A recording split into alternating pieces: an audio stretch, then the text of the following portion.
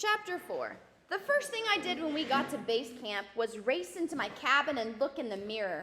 It was much worse than I'd even guessed. My hair was all plastered down. My face was a total mess. There was a big smudge on my cheek where I touched my face from the black that comes off the cooking pots.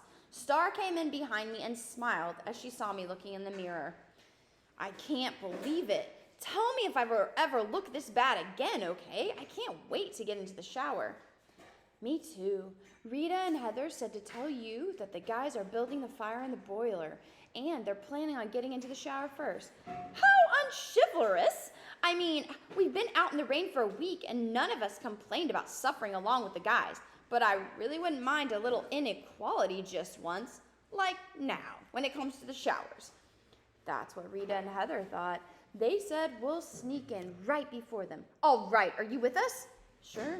Star and I got our kindling fired up in the little potbelly stove and started stoking it with wood we'd split and kept dry while we were gone in anticipation of this moment. Pretty soon, the cabin was toasty hot. Across from us, Heather had her cabin's chimney puffing, while Rita staked out the shower house. She watched as Pug came and went, restoking his fire in the boiler and testing the temperature of the water. After hollering, "Almost," to Adam, who was out in front of his cabin chopping wood, Pug disappeared into the cabin he shared with Troy. Freddie was nowhere around. At Rita's signal, we sneaked around to the back of the shower house. Each time Adam raised the axe over his head and concentrated on his target, one of us would dart inside. Laden with clean clothes and towels and all the soap, shampoo, conditioners, and lotions we could carry. The water was plenty hot. It was extremely hot. I don't think I ever felt so good in my whole life as I did letting it pound on my sore shoulders. We were all shrieking with the pure pleasure of it and the joyous sight of the week's grime heading for the drain. I shampooed again and again. I scrubbed and scrubbed. I let the hot water play all over my back. Hot stuff, Rita was hollering. We're hot stuff, mountain girls. The hot water was running out as we heard voices suddenly snickering in the changing room, and then the outside door banged, and Pug and Adam were whooping it up. We looked at each other, suddenly realizing our predicament, and Heather said, "Uh-oh." "You guys, give us our clothes back," Rita screamed, "or you're gonna be sorrier than sorry." Pug was laughing his head off.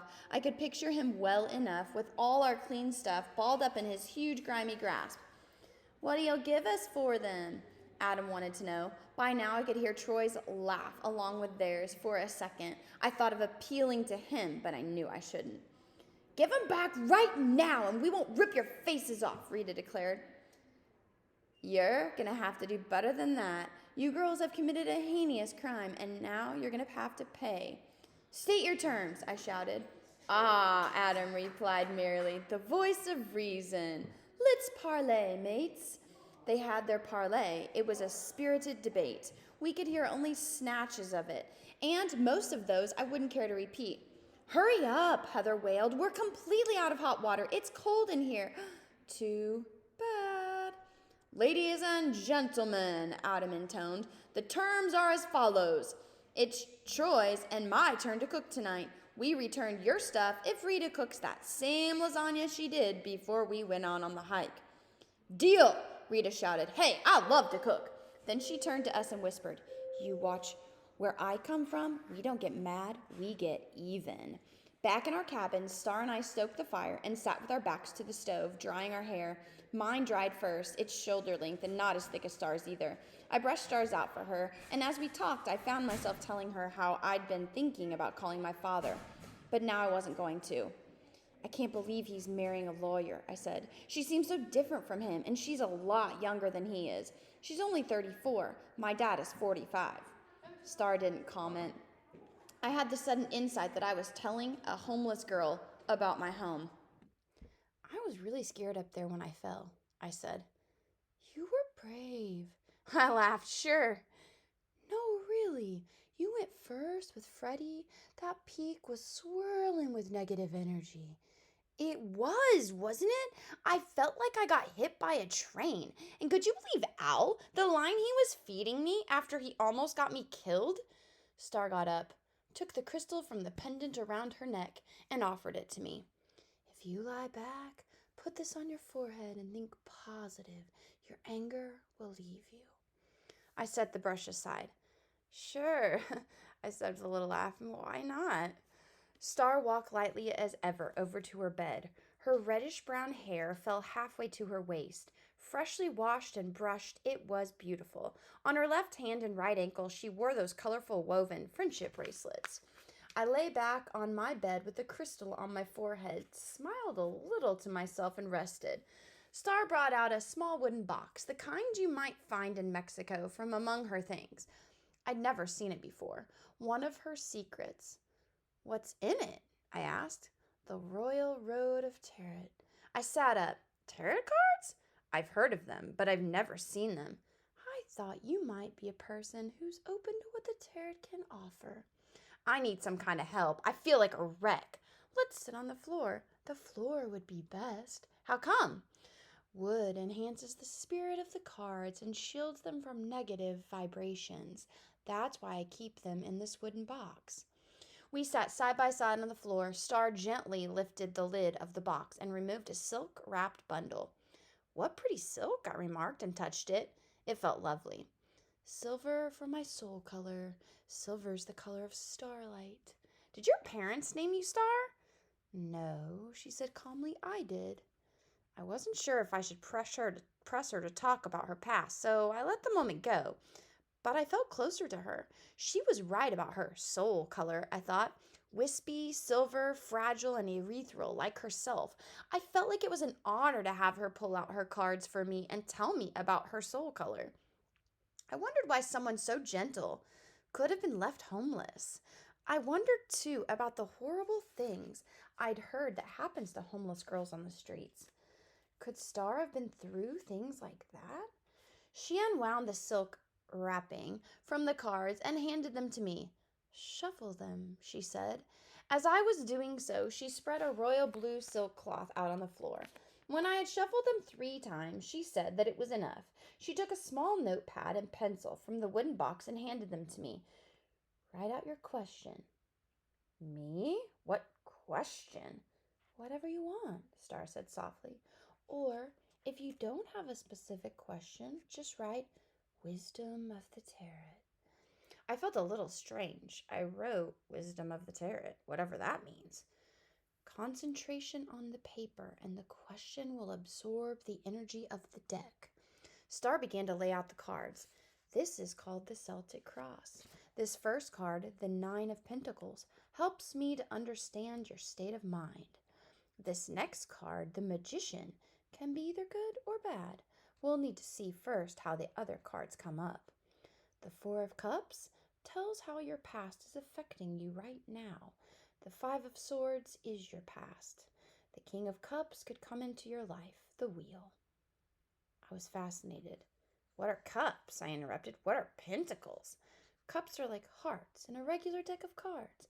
But wait, we have to finish laying out all 10 before we can interpret. Close your eyes, Jessie, and tune into your higher self. Let your inner eye see the cards. Now, the 7th card. The Wheel of Fortune represents your negative feelings. The Sun represents the feelings of those around you. The King of Cups represents your own positive feelings, and the 8 of Cups is the outcome. Can I open my eyes? Sure. The cards were pretty to look at, exotic human figures and strange symbols. Well? I asked expectantly. Star smiled. Lots of cups, Jessie. So what are cups? Love and happiness, like hearts, remember? Oh, good. Tell me more. 5 out of 10 cards are cups. That's pretty unusual. Love and happiness, then, is the center of your reading. Is that all? Except that the King of Cups here is in the reverse position. That means you are open to a new relationship. Sounds good to me, I giggled. The King of Hearts? Think it could be anybody we know. The dinner gong was sounding. That meant we had to get to the dining hall quickly, or Pug would eat all the food. Quick, I said, let's go. I was pulling on my sweater and was halfway out the door. Star was still sitting cross-legged on the floor, looking perplexed that I'd want to run out in the middle of our reading. I'm starving, I explained. Is there something more? Your wish will not come to fulfillment at this time. Darn, I said. Come on, Star, let's eat. We ran over to the dining hall.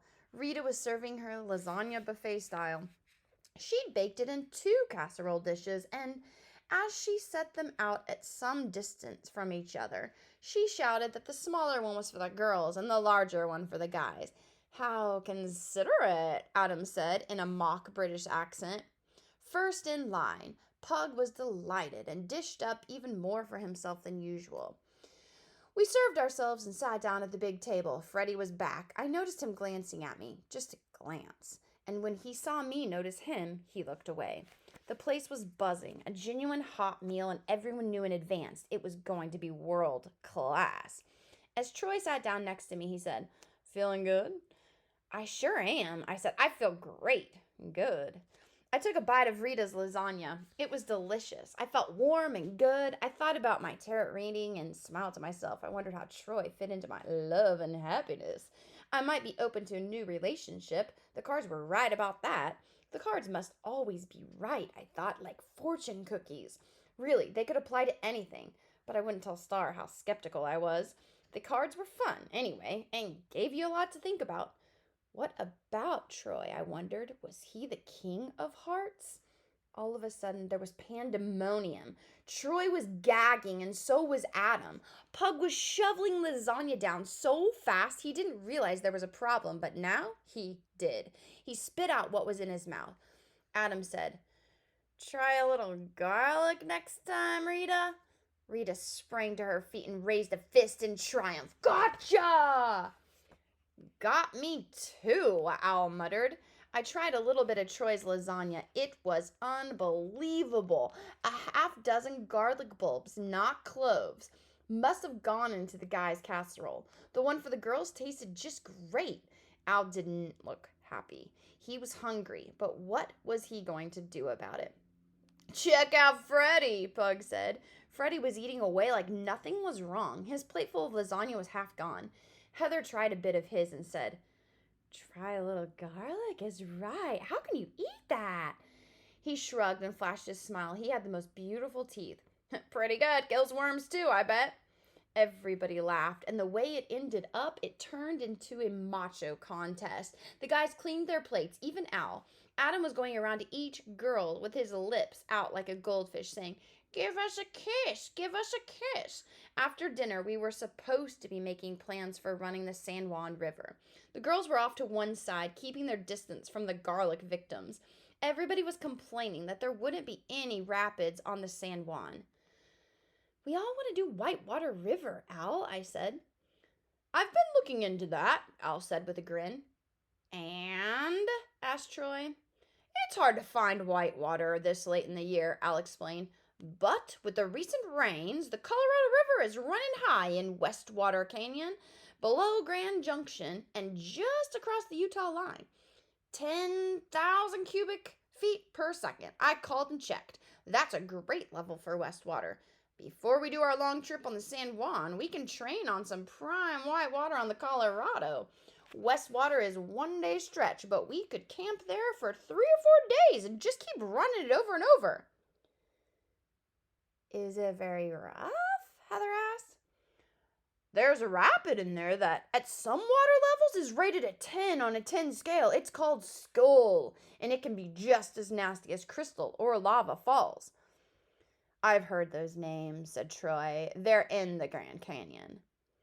"So, why don't we just run the Grand Canyon?" Rita shouted. "We'll kick its butt."